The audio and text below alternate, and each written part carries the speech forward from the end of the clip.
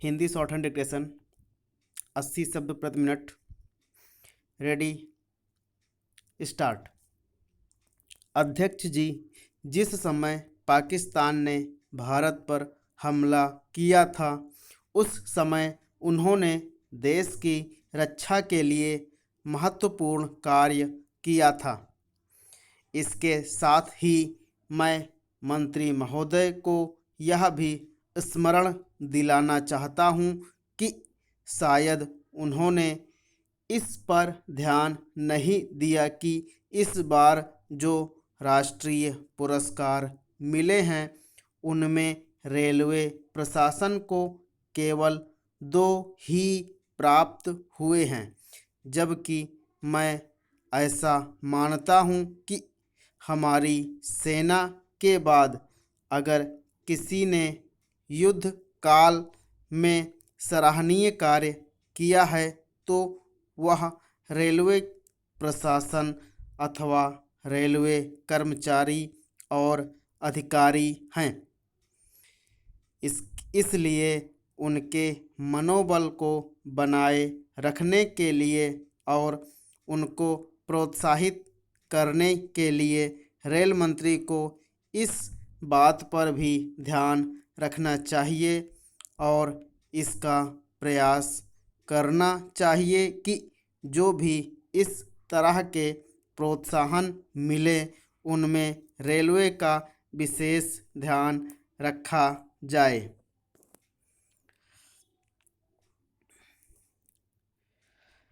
Rail मंत्री महोदय ने अपने वक्तव्य में भी रेलवे के कर्मचारियों की प्रशंसा की है या उनको प्रोत्साहन दिलाया है, लेकिन यह प्रोत्साहन शांति काल में भी बना रहना चाहिए।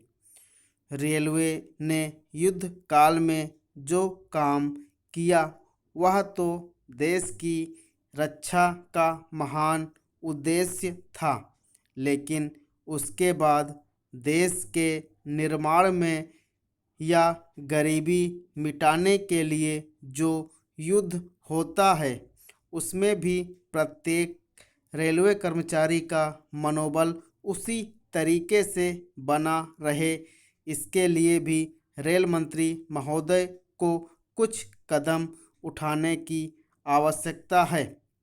मैं ऐसा मानता हूँ कि वह किसी भी तरीके से करें, उनका तरीका कुछ भी हो, लेकिन उनको यह करना चाहिए कि जितने भी रेलवे कर्मचारी हैं, जो भी रेलवे को मुनाफा हो उसमें वह साझीदार हों।